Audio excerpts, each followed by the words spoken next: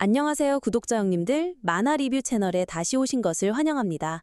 원피스 1155화는 록스디 지백에 대한 기존의 모든 편견을 완전히 뒤집어버리는 그야말로 대박 에피소드였습니다. 그를 단순히 역사 속의 유령 같은 존재에서 현재 세계에 가장 직접적인 영향을 미친 인물로 격상시켰죠. 록스는 허의 옥자가 있는 방까지 잠입해서 임 앞에 떡하니 앉아버립니다. 그의 목적은 자기가 방금 잡은 5명의 왕을 인질로 삼아 뭔가 조건을 내걸려는 것이었죠. 아마도 록스는 임에게 데뷔 100파이트를 제안했을 가능성이 큽니다. 하지만 이 계획은 보기 좋게 실패하고 말죠. 왜냐하면 록스가 잡은 인질들이 기본적으로 임에게는 아무 가치도 없었기 때문입니다. 그래서 록스는 그곳을 떠날 수밖에 없었습니다. 하지만 떠나기 전 록스는 지금껏 그 누구도 감히 하지 못했던 행동, 바로 임에게 대놓고 협박까지 남깁니다. 여기서 진짜 궁금한 점이 생기죠. 왜 임은 록스를 그렇게 순순히 보내줬을까요? 물론 록스를 막는 해군 대장급 인물이 있긴 했지만 그의 임무는 록스에게 잡힌 5명의 왕을 보호하고 록스가 성지에서 더 이상 날뛰지 못하게 막는 것이었죠. 하지만 임의 입장은 완전히 다릅니다. 우리는 지금까지 이미 자신의 존재를 그 누구에게도 알리고 싶어 하지 않는다는 걸 알고 있었습니다.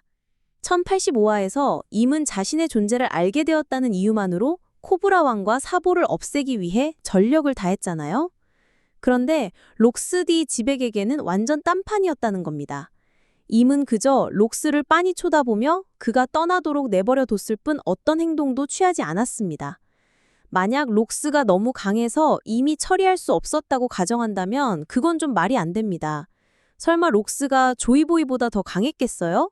물론 이미 조이보이를 이기기 위해 20개국의 연합이 필요했다는 건 알지만 록스가 너무 강해서 손대지 않았다고 말하는 건 뭔가 앞뒤가 안 맞습니다. 만약 둘이 싸웠다면 분명 양쪽 다 엄청난 피해를 입는 그야말로 양패구상으로 끝났을 겁니다. 그래서 저는 여기서 좀 미친 가설을 하나 세워봤습니다. 바로 록스와 임이 서로 어떤 거래를 했다는 겁니다. 뭔가 좀 내피셜 같다고요? 그렇죠. 하지만 1155화의 디테일을 자세히 뜯어보면 이 가설에 더 깊이 파고들게 만듭니다. 첫째, 작가의 생각을 대변하는 나레이션을 기억해봅시다. 나레이션에 이런 구절이 나옵니다. 그는 데비 존스의 팬이라고 자칭했다. 그는 자신이 뭘 할 수 있고 뭘 할 수 없는지 아는 놈이었다. 이 말은 분명 어떤 의도를 담고 있습니다.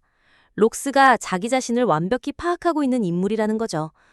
록스가 성지에 잠입한 것은 분명 그의 계획 안에 있었을 때고 임에게 거래를 제안할 때도 단순히 인질 몇 명만 믿고 간 게 아니라 여러 가지 다른 수를 준비해뒀을 겁니다.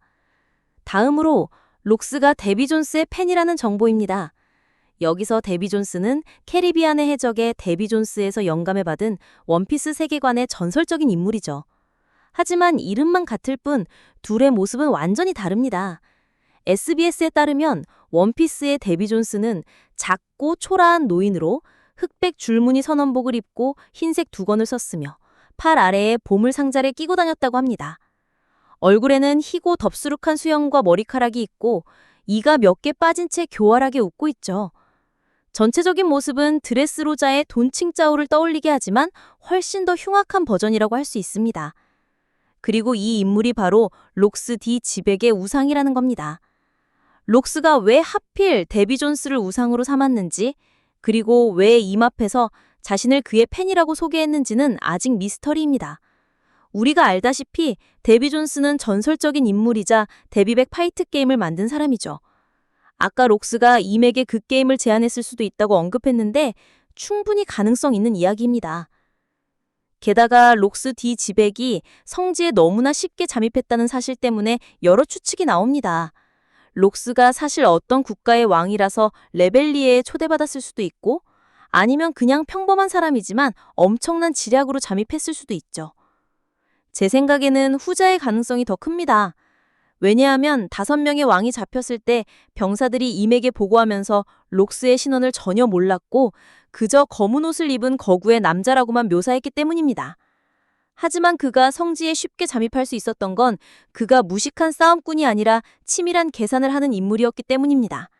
이를 증명하는 디테일이 하나 있죠.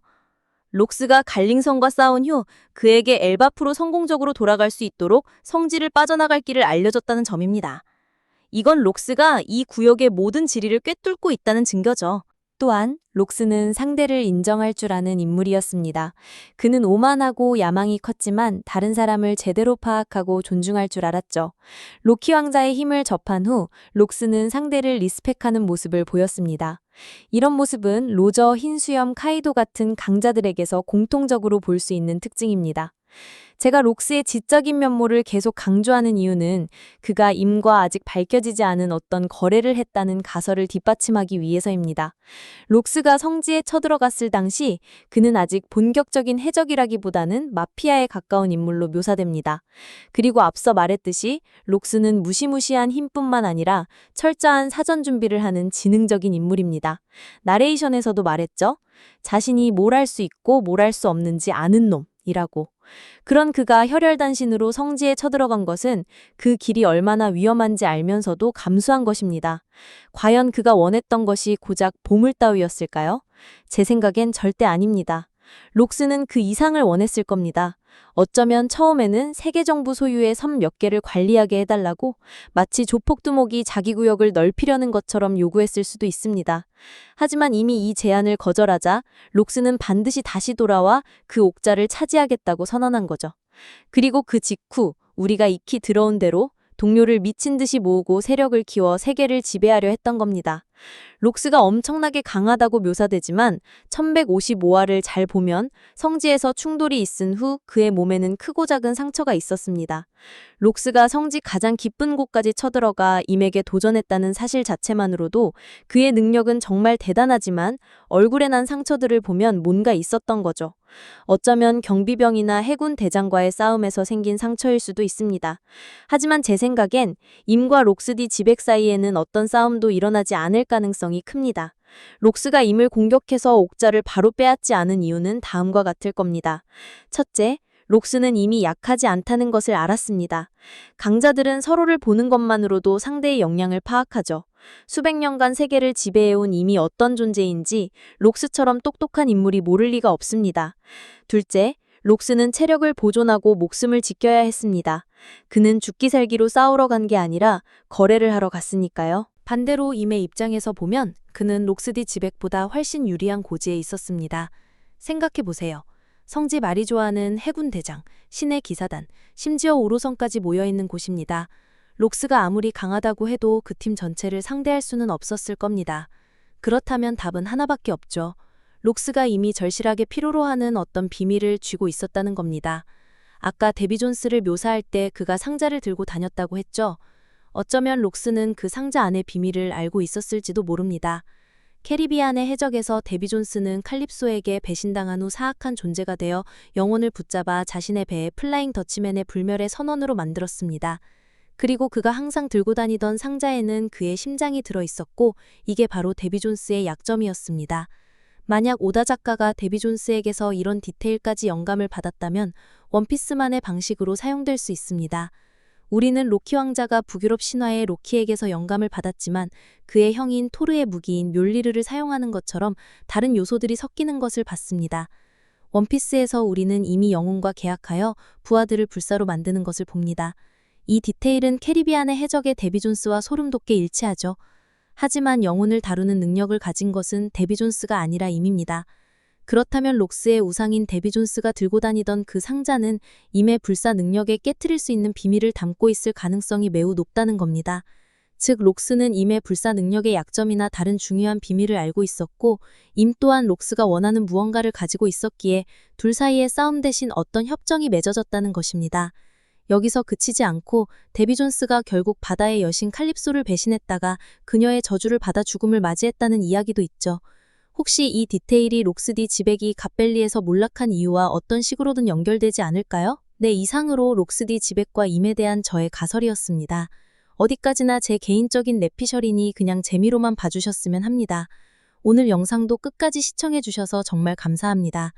영상이 재미있으셨다면 좋아요, 공유 그리고 만화리뷰 채널 구독 잊지 마시고요. 그럼 다음 영상에서 뵙겠습니다. 안녕히 계세요.